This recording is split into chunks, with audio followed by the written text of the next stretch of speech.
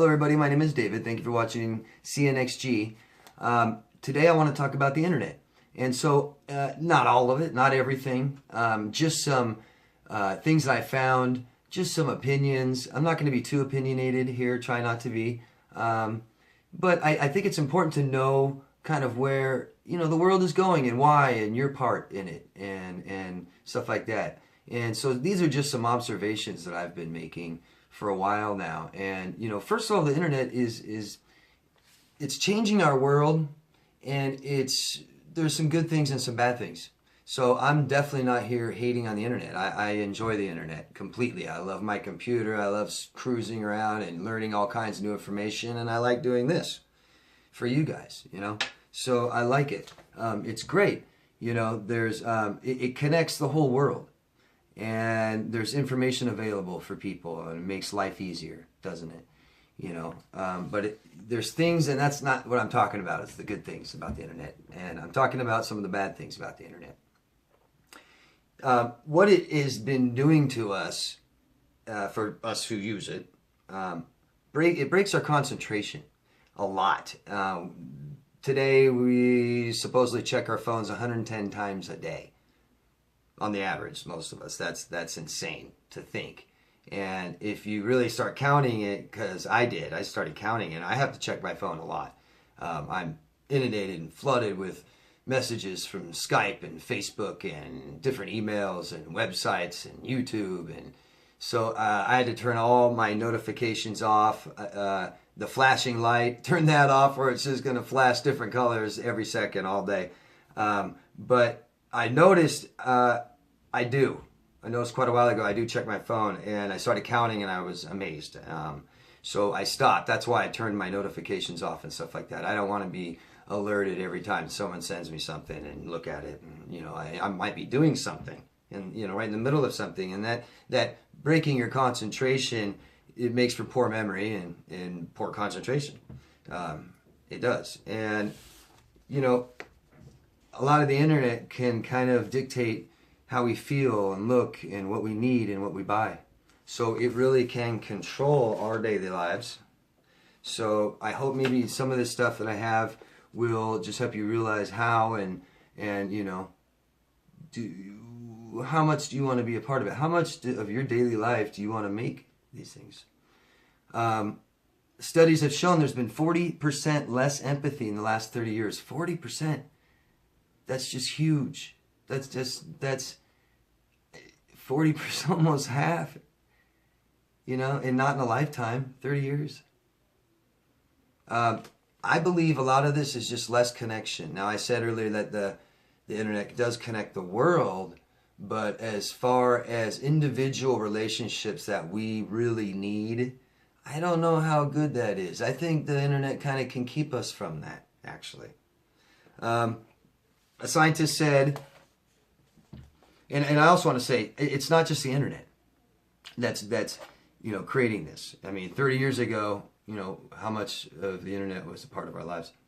So I don't think it's all the internet. I heard the scientist say once, and I'm sorry I don't know his name. I wrote this down quite a while ago, and I didn't write his name down. But a scientist said he doesn't see the path we're on changing until we are less dependent on oil.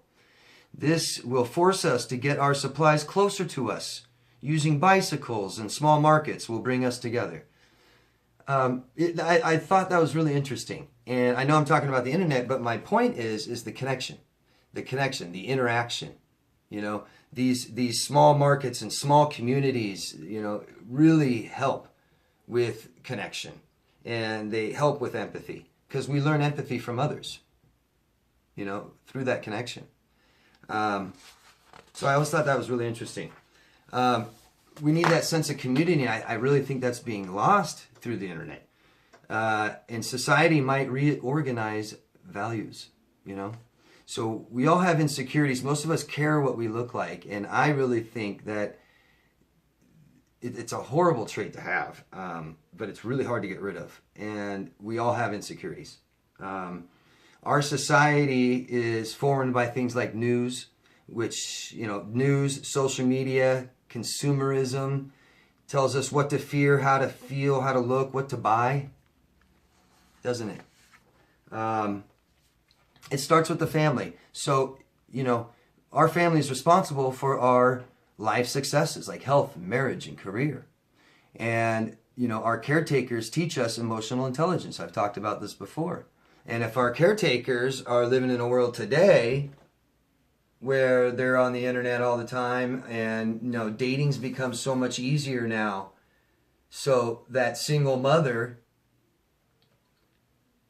who has 2 children, and she has to work to provide for her children, and now she can date anytime she wants, or she's on the internet. I mean, the real problem is that connection again. And if our caretakers aren't teaching us emotional intelligence like self-awareness, self-management, empathy, relationship skills, we're going into the world under the conditions that they are, and I just see why empathy is fleeing. The internet is teaching us things like greed, selfishness, envy, insecurities, caring what other people think about us, what we look like. Once we're in homes of single caretakers, of broken homes, like I said, she's working or he's working, dating sites, daycares, and intermittent caretakers coming in and out of the child's life diminish empathy. They do. They just diminish empathy. We need the mother, the father there with the child, the primary caretaker. That's what's important. And it's just not happening as much today. Less and less and less. Less connection. Less connection. Less experiences. Less relationships that we need as children. I've said before, relationships teach us affect regulation. They teach us how to act, what to think, how to feel. The news does what? Tells us what to fear, doesn't it? The world's going to end and there's bad people everywhere. This kind of thing is normal after a while. If we hear it and see it every day, even if we didn't believe it, it at least becomes normal after a while. Social media teaches us what? How to look, how to feel. You're a profile. And what does that mean? Pretty and happy. Got to be pretty, got to be happy. No problems here. And what does that do to you? What does that do to people who see that?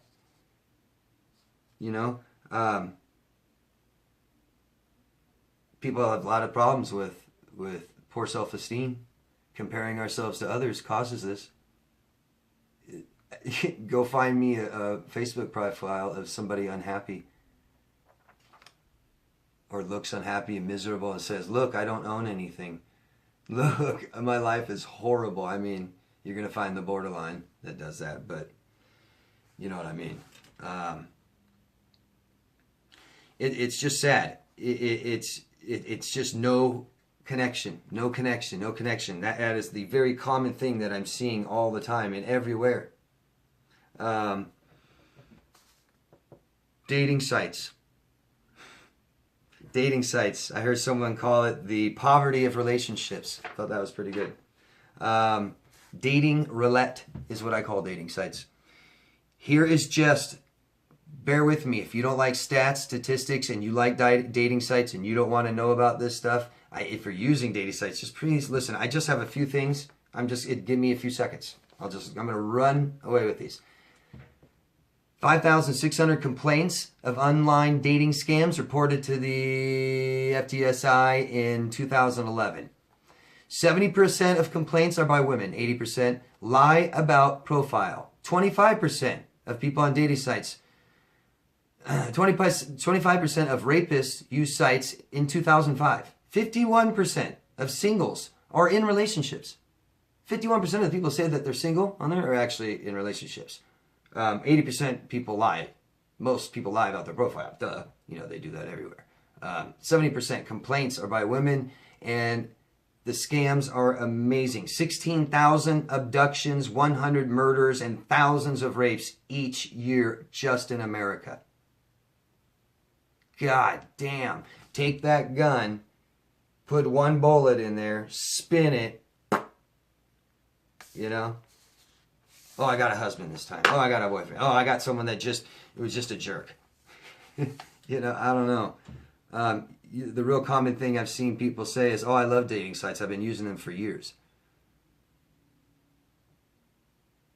But what are you using dating sites for?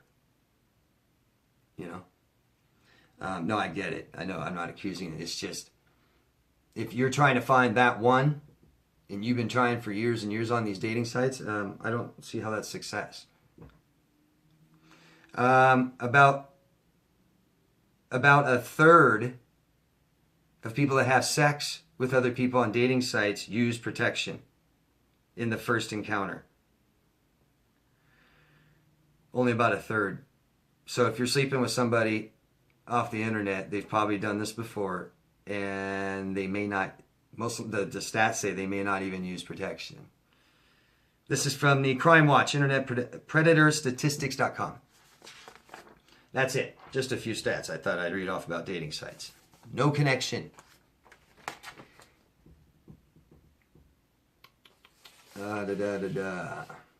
There's just, simple, man. It's just simple. There's just less empathy. Less empathy. More white-collar crime. More white-collar crime being committed. People that know better are committing more crime. If I can get away with it, okay.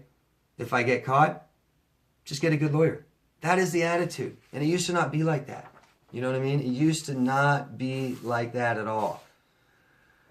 Consumerism tells us what we need, tells us what to buy, beyond, what to look like, what to feel, what to do, all that stuff. And it doesn't matter. After a while, the repetition, it becomes normal. Consumer, immediate gratification. That's the kind of consumer we've become, haven't we? Immediate gratification. I need it. I want it. Got to get it.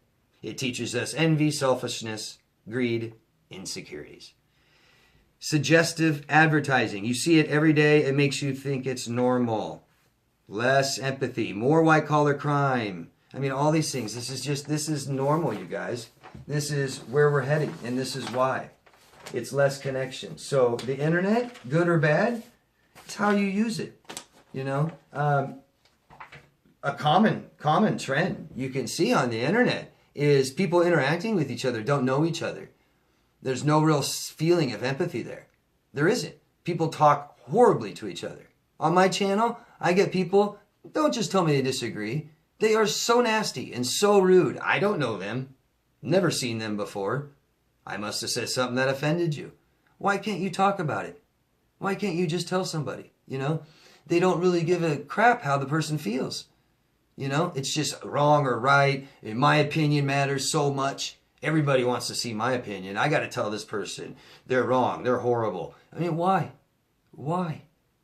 That's what toxic people do. So we aren't toxic, right? But this kind of stuff, it's breeding it.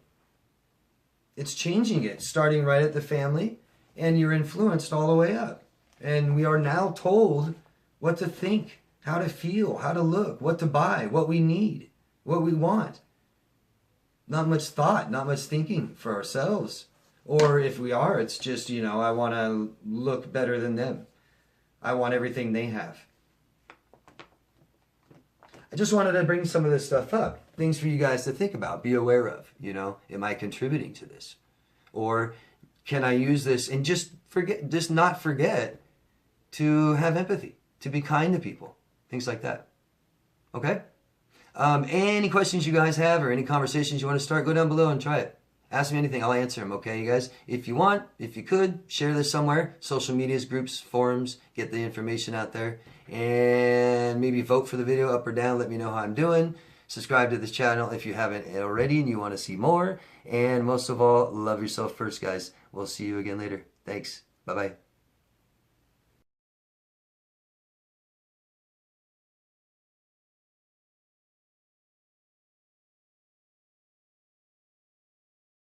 Danny Dog Productions.